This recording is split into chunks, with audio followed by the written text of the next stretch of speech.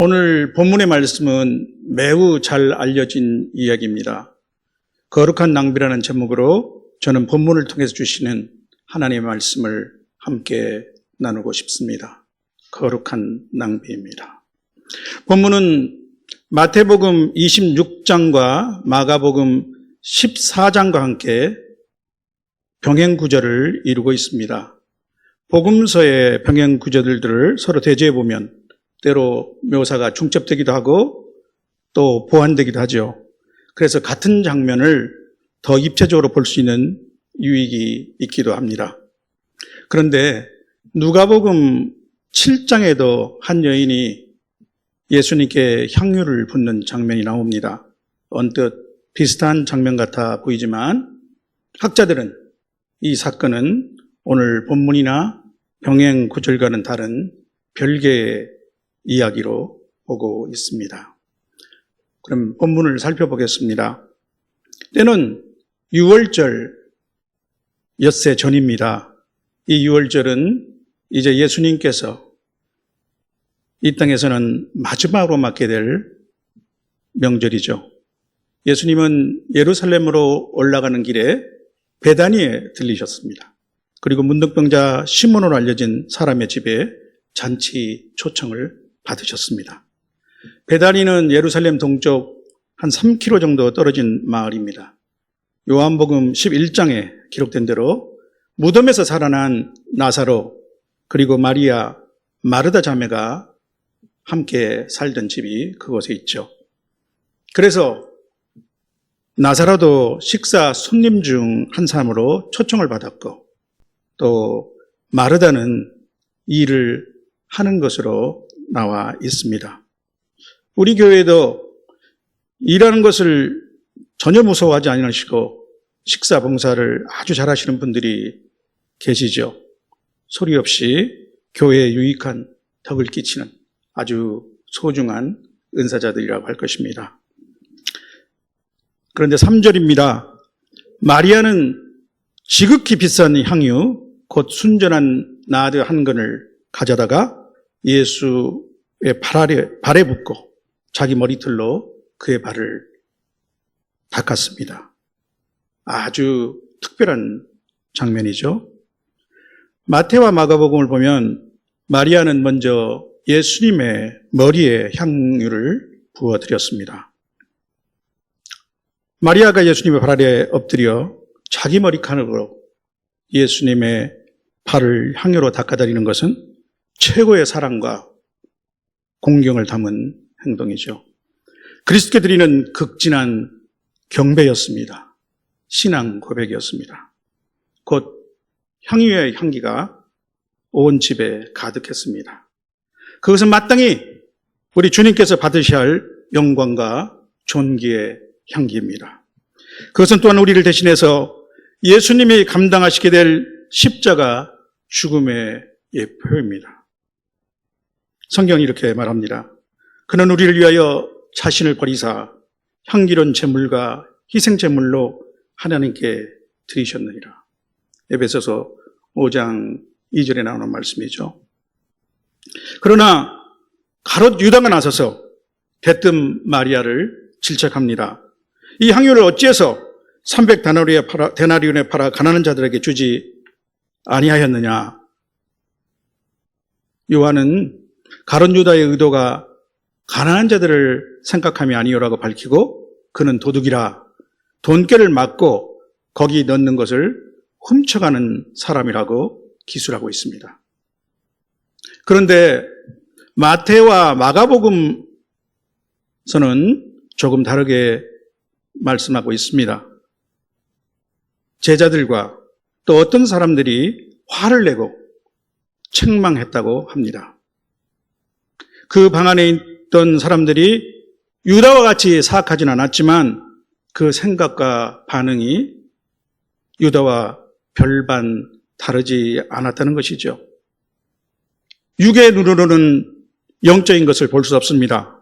성령의 일들이 어리석게 보입니다. 그들은 방 안을 가득 채운 향기는 맡았겠지만 그 의미는 알 수 없었습니다. 그런데 만일 여러분이 그때 그 자리에 있었다면 어떤 생각을 했을 것 같습니까? 당시 노동자 임금 300일분어치에 해당되는 값비싼 향후를 부어버리는 것, 이것은 분명 낭비입니다. 이성적이고 합리적인 계산으로는 용납할 수 없는 일이죠. 이해할 수 없는 일입니다. 실용적인 사고로는 어리석은, 거의 정신 나간 일이 아닙니까? 아무리 예수님께 해드리는 것이라 하더라도 그렇게 향유 한 근을 몽땅 부어버리는 것은 아깝지 않나요?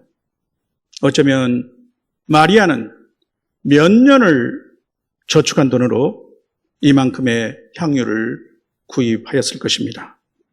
그것은 자신의 소유 중 가장 귀한 것은 물론이고 소유의 거의 전부일 수도 있겠죠. 그런데 우리 예수님의 반응은 우리 생각과는 매우 다른 것 같습니다. 예수님은 마리아의 행위를 아주 기쁘게 받으셨습니다. 우리가 지금까지 잘 알고 있는 겸손하신 예수님과는 사뭇 다른 모습이기도 합니다. 예수님은 평소에 우리가 잘 아는 대로 이렇게 말씀하지 않았습니까? 인자가 온 것은 섬김을 받으려 함이 아니요 도리어 섬기려 하신다고 그렇게 말씀하셨죠. 7절에 보면 예수님은 마리아를 가만두어 나의 장례할 날을 위하여 그것을 간직하게 하라라고 말씀하셨습니다. 그리고 그 이유를 이렇게 설명하십니다. 가난한 자들은 항상 너희와 함께 있거니와 나는 항상 있지 아니하리라. 가난한 자들에 관해서는 아마 그 방에 있었던 사람들은 아주 익숙한 신명기의 말씀을 즉각 상기했을 것입니다. 땅에는 언제든지 가난한 자가 그치지 아니하겠으므로 내가 네게 명령하여 이르노니 너는 반드시 내 땅 안에 내 형제 중 곤란한 자와 궁핍한 자에게 내 손을 펼지니라. 가난한 자를 돌보는 것은 하나님의 중요한 계명입니다. 실로 예수님은 어떤 분이십니까? 바울 사도의 고백처럼 오히려 그는 부유하신 분으로서 우리를 위하여 가난하게 되신 분이십니다. 그분의 가난하심을 통해서 우리를 부유하게 하시기 위해서죠. 그런데 지금 예수님께서는 마리아의 행위가 구제와 긍휼 사역보다 더 중요한 일이라는 것입니다. 어째서 그렇다고 말씀하십니까? 이 일은 지금이 아니면 나중에 할 수 없는 일이기 때문입니다.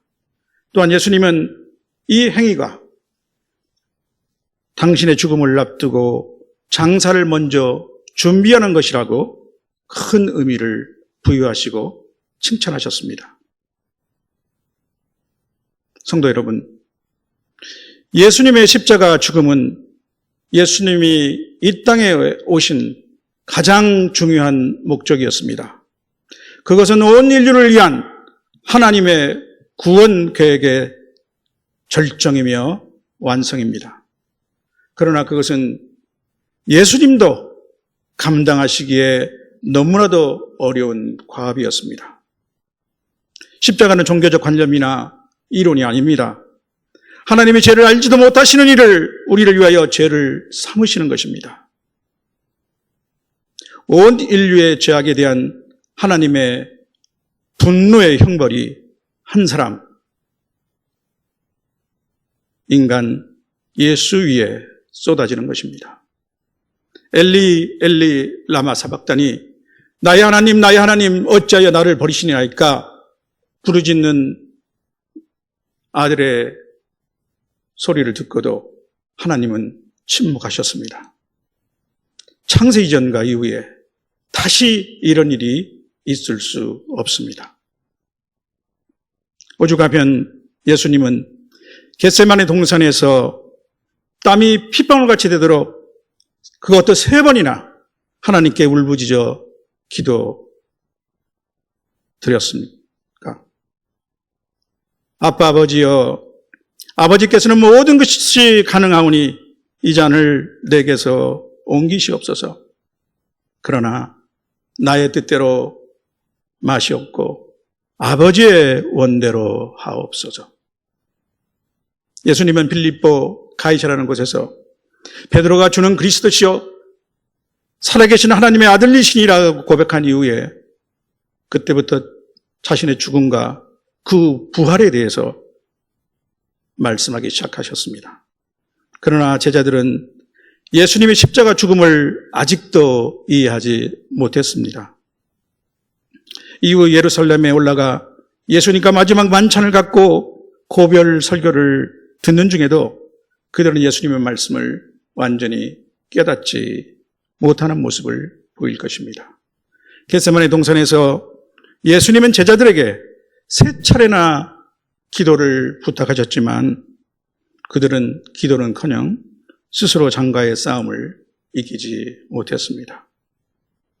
이런 상황을 감안한다면 예수님이 지금 마리아의 행위를 얼마나 기뻐하시고 영광을 받으셨는지 우리는 짐작할 수 있을 것입니다. 마태복음에 의하면 예수님은 이렇게까지 말씀하셨습니다.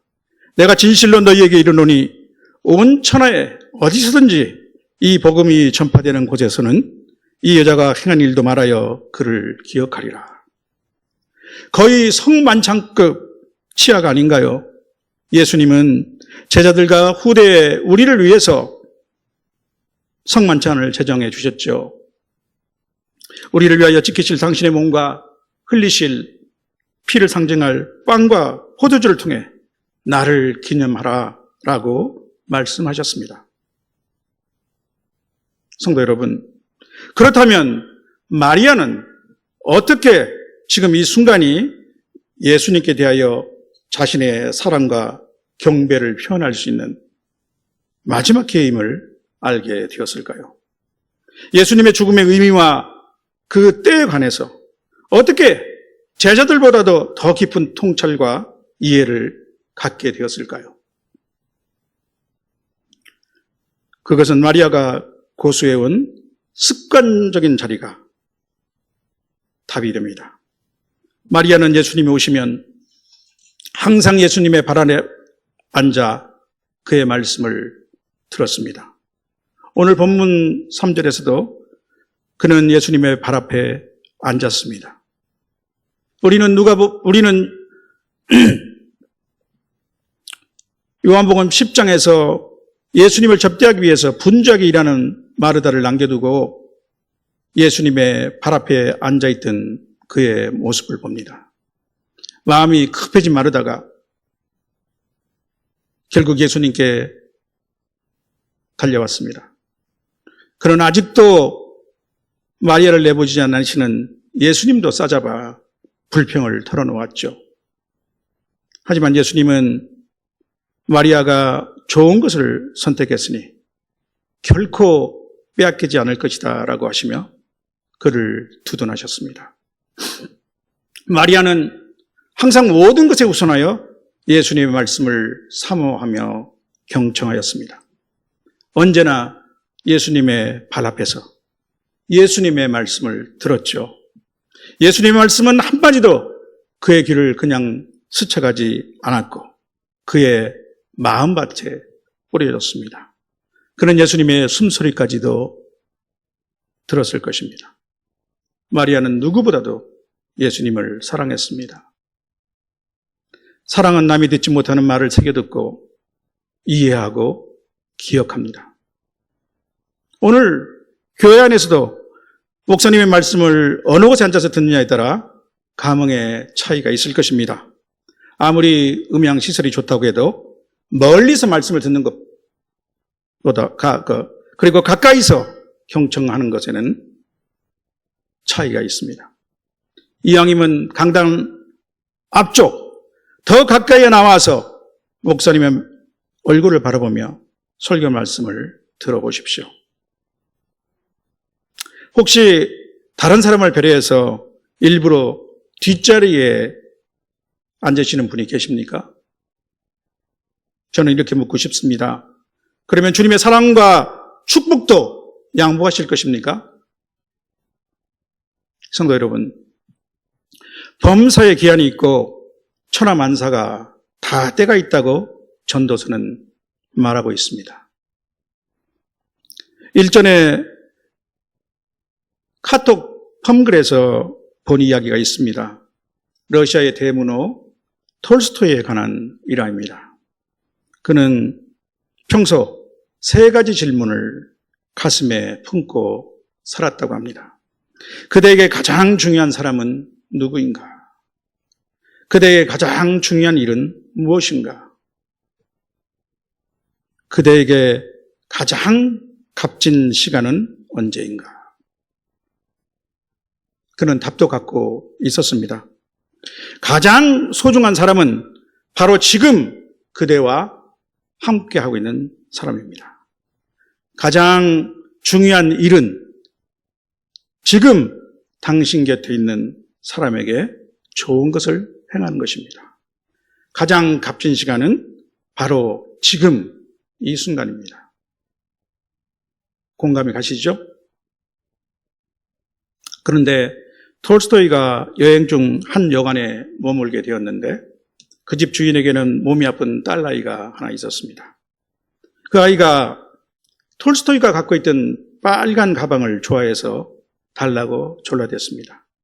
톨스토이는 그 가방 안에는 지금 여행 중에 필요한 물건이 있어 나중에 여행을 마치고 돌아와서 주겠다고 아이에게 약속을 했습니다.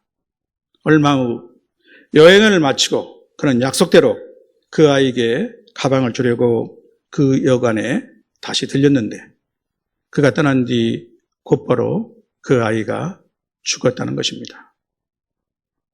톨스토이는 그 아이의 무덤을 찾아가서 비석에 한 글씨를 새겼습니다. 사랑을 미루지 말라. 저에게도 한 가지 이야기가 있습니다. 언젠가 제 어머니가 제게 말씀하셨습니다.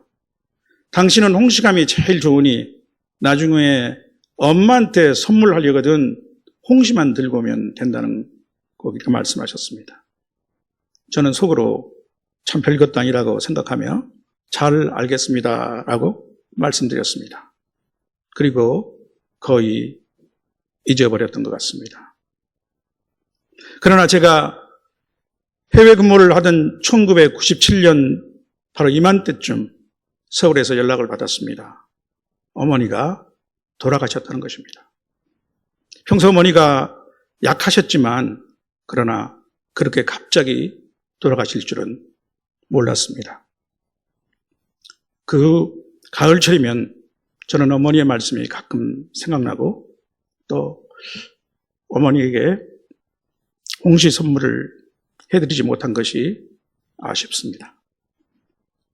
참 우리 교과서에서도 배웠던 옛 시조 한 편이 있죠. 반중 좋은 감이 고와도 보이나다. 유잔이라도 품은직하다마는 품어가 반길이 없을세. 그로 서로 하나이다. 저는 어머니께 작은 약속 한 번을 지켜드리지 못했습니다.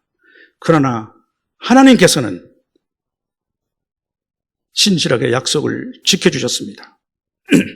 주 예수를 믿으라. 그리하면 너와 내 집이 구원을 받으리라. 장차 하늘나라에서 우리 부모님 2분을 다시 만날 수 있으니 저는 얼마나 감사한지 모릅니다. 사랑하는 성도 여러분, 마리아는 예수님께 값비싼 향유 한 근을 부어드렸습니다. 귀한 향유가 1, 20분도 되지 않는 짧은 순간에 아낌없이 다 부어졌습니다. 이것은 그곳에 있던 사람들의 눈에는 분명 낭비입니다. 그러나 그것은 거룩한 낭비입니다. 바로 주님을 위해서 사용되었기 때문입니다. 주님이 기뻐 받으셨습니다. 성경대로 그리스도께서 우리 죄를 위하여 죽으시고 장사 지낸 바 될 것을 선포하고 기념하는 거룩한 의식에 사용되었습니다. 당시 그곳에 모인 사람들뿐만 아니라 장차 복음을 듣게 될 오늘 우리에게도 전해질 아름다운 이야기가 그렇게 기록되었습니다. 작년 9월에 전 세계는 영국 여왕 엘리자베스 2세의 장엄한 장례식을 지켜보았습니다. 한 나라의 국왕이나 대통령의 즉위식이나 장례식을 서민의 계산 방식으로 따지고 드는 사람은 없을 것입니다. 하물며 십자가 죽음을 앞두고 하나님의 아들이 받으실 마지막 경배임을 알았다면 우리도 마리아처럼 기꺼이 향유를 부어 드렸을 것입니다. 거룩한 낭비를 마다하지 않았을 것입니다. 그분 앞에 무릎을 꿇고 경배했을 것입니다. 사랑하는 성도 여러분, 주님의 십자가 사랑 앞에 우리가 드릴 예물은 무엇입니까? 주님은 나 같은 죄인을 위하여 모든 피를 흘리시고 자신을 향기나는 제물로 올려드렸습니다. 아낌없이 옥합을 깨뜨린 마리아의 거룩한 낭비가 오늘 주님의 사랑을 받은 나에게 무엇을 말해줍니까? 바울 사도는 이렇게 말씀하고 있습니다. 그러므로 형제들아, 내가 하나님의 모든 자비하심으로 너희를 권하노니 너희 몸을 하나님이 기뻐하시는 거룩한 산 제물로 드리라. 이는 너희가 드릴 영적 예배니라. 그럼에도 불구하고 혹시라도 내게 아직도 주님 위에 내드리지 못하고 갖고 있는 것이 있습니까? 주님의 생명을 받고도 어리석게도 내 것인 양 소중한 듯 움켜쥐고 있는 어떤 것이 있다면 이제 내려놓아야 하지 않겠습니까? 주님의 십자가 앞에. 오늘 본문은 또한 나에게 묻고 있습니다. 예수님의 발 앞에 꿇어엎드려 그 발에 향유를 붓고 머리카락으로 그 발을 닦아드리는 마리아처럼 나도 주님을 사랑합니까? 우리는 마리아처럼 예수님의 발을 닦아드릴 수는 없습니다. 그것은 그때 주님께서 마리아에게 허락하신 특권이었습니다. 주님은 십자가 죽음을 앞두신 전날 밤 제자들의 발을 한 사람씩 씻겨 주셨습니다. 그리고 나서 제자들에게 이렇게 말씀하셨습니다. 내가 주와 또는 선생이 되어 너희 발을 씻었으니 너희도 서로 발을 씻어주는 것이 옳으니라. 내가 너희에게 행한 것 같이 너희도 행하게 하려 본을 보였노라. 사랑하는 성도 여러분, 주님의 사랑을 입은 자로서 나의 몸을 거룩한 산 제물로 하나님께 드리며 주님의 본을 따라 형제들의 발을 서로 씻어주는 저와 여러분이 되시길 주님의 이름으로 축원합니다. 아멘.